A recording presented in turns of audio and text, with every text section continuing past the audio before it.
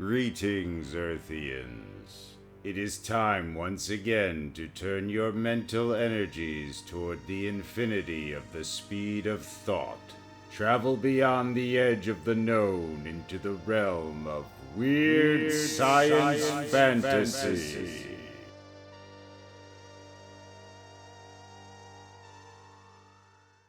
I stand upon the rich and fertile soil of my farm, and I gaze out over the fields of swaying rye and wheat, and the neat rows where the carrot and potato plants nestle, waiting. It is the time when the stalks are the highest and the fruits and tubers are the fullest, when the crops seem to reach toward the fading sun overhead, as if in a feeble attempt to halt its downward march toward the southern horizon. Soon it will be winter once again. The celery leaves will shrivel, the corn husks will dry and fall to the hardening ground, the wheat and rye seeds will blow away in the wind, and the greenery will vanish, the snows will come. And I will go to work in the perpetuation plant, repairing myself and the others, and making spare parts that will be needed come spring and summer, when there will be no time to make them. Spring will come, and the ground will soften and ooze. The thermometers will climb, although I will not feel the increasing warmth. Soon it will be planting time again. The tractors will be rolled out. Gasoline that was pumped and refined over the winter by others who worked in the oil fields while I labored in the perpetuation plant will be poured into their tanks. Their engines will belch and cough and roar. Their gleaming plows will turn the old and rotting crop into the ground, and the seeds will be planted again, the rye and the wheat and the corn, the celery and potatoes and carrots, the beans, the tomatoes. The little capsules of life will be dropped into the furrows left by the tractor plows, and the rains will come, and green stalks will needle up through the spring earth. And I and the others will walk among the rows of growing greenery and nurture our charges, plucking the unwanted weeds away, cultivating around the tender shoots. And our fruits and vegetables will grow strong and full and tall and burst forth in blossom. And it will be this time of year again, the best time, the most glorious time. And so I stand and I gaze out over my farm. And somewhere beneath my alloy casing, somewhere down deep among the wires and tubes and resistors that are my insides and my life-giving vitals, I feel an odd sensation. It is not the activation of a solenoid yanking upon a rod and causing motion.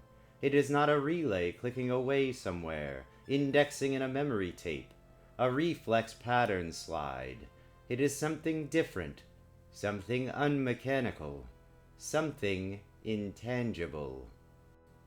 It is a sensation I cannot explain. It always comes at this time of year, when the crop is at its most beautiful.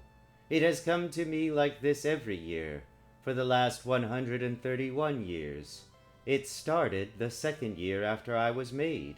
I remember so clearly, the time when I first came to be.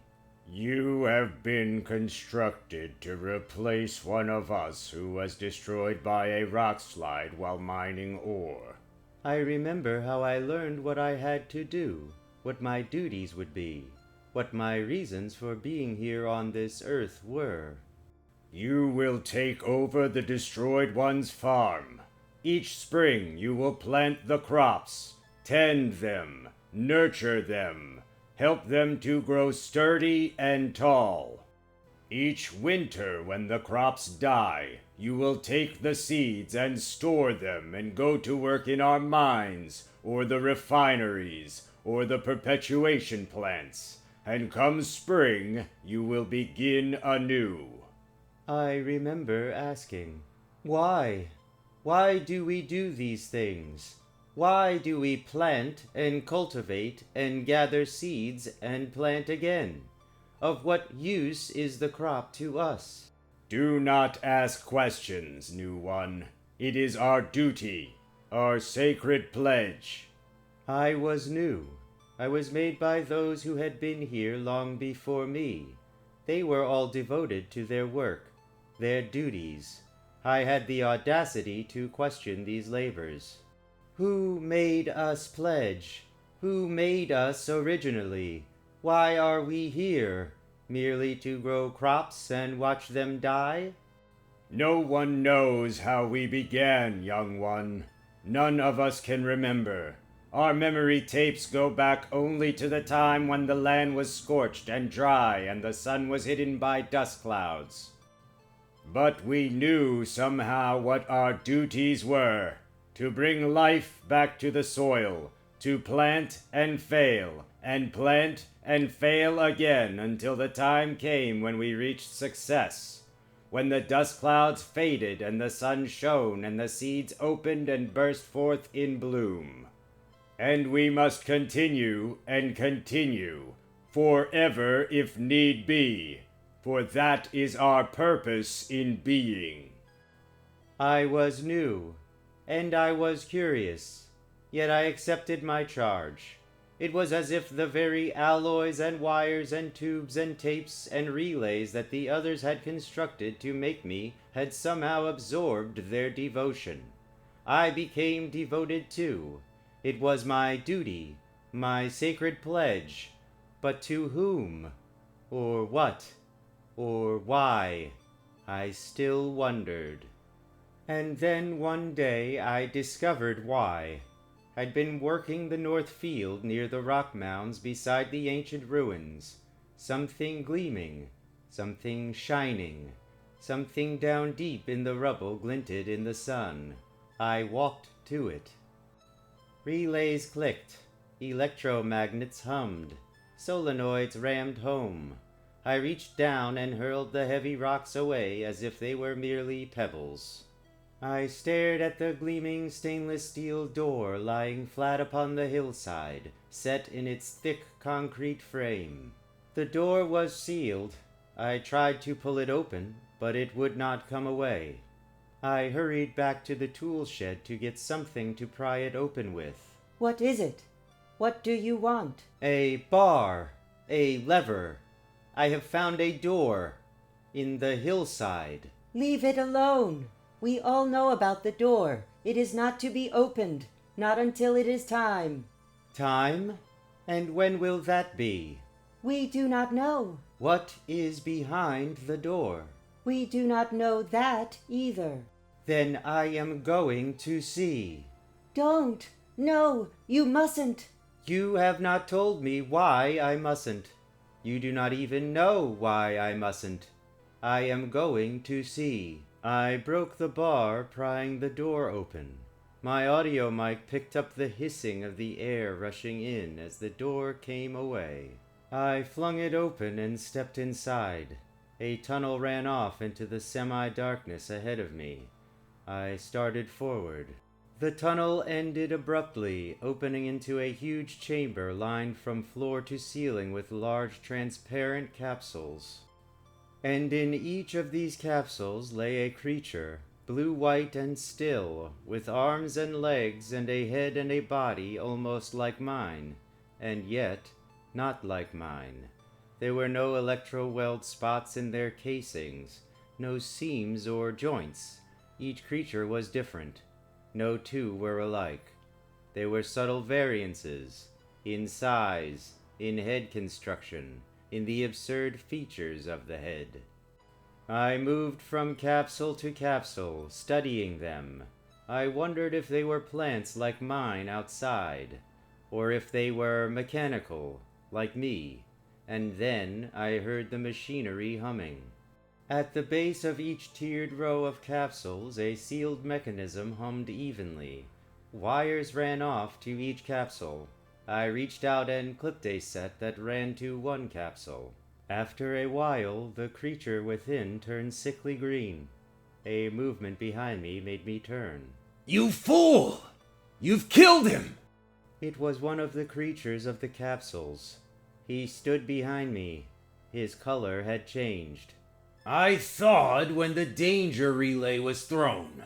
What are you doing here? You know you're not supposed to enter here. The others told me, but I wanted to see for myself. Well, get out! It's not time yet. Or is it? Time for what? Time for us to thaw. To come out of our suspended animation, our quick freeze. We, the cream of Earth's scientific knowledge, who were wise enough to escape the war. War. What is war? War is a disease that is at last gone from this earth. The wagers of war have destroyed themselves. We knew it would happen. That's why we built you. You built me. Well, others like you. You look like a replacement model. Yes, we built you. We built you so that man would once again return. Man. We are man. All of us. Here. We are scientists. We saw the handwriting on the wall and made our plans. We knew that all animal life would perish from the radiations, so we created mechanical life. You created us. But why? To refertilize the soil. To grow crops again. To make the world alive again and green again for our return. Come, let me see. He went before me, out of the tunnel, into the sunlight. He looked up at the blue sky and out across the green fields, and he smiled. Yes, it is time. And then he reached out and plucked a red ripe tomato from its vine and opened a cavity in his face and tore at the soft sensitive fruit with white knives within the cavity. What are you doing? Why, I'm eating it, of course. It was then that I first got that strange sensation, that indescribable feeling deep within me. He had plucked it viciously, wrenching it from its life vine, destroying it before its time. I clanked toward him. You shouldn't have done that. You'd better get used to it. Man has to eat to live. That's why you're here. You've been growing this food for us, for the time when we'd come. He plunged the remainder of the tomato into his facial cavity and strode on. He reached down and yanked up some carrots, pulled a corn from its husk. We were worried about what effect the radioactivity would have on... Well, what's wrong with you? No. No! I do not know what came over me. I do not know what prompted my electromagnets and rods and tubes and wires to react the way they did. I did not knowingly index out the locomotion slide. I did not voluntarily lash out and knock the man to the ground. What the... Why, you love these plants, don't you? I did not want to crush his head again and again against the soil with my metal fists, until his eye lenses bulged and his face casing tore, and a red lubricant oozed from the openings. And then go back into the chamber to the capsules and clip all of the wires and watch as the man-things turned a sickly green and were killed. So, each year at this time I stand and I gaze out over my fields at the swaying wheat, the glowing fruit, the full green vegetables, and that feeling returns. The man-thing that I killed said I love these plants. I wonder what is love? Once again, we return you to your pre-scheduled mundanity.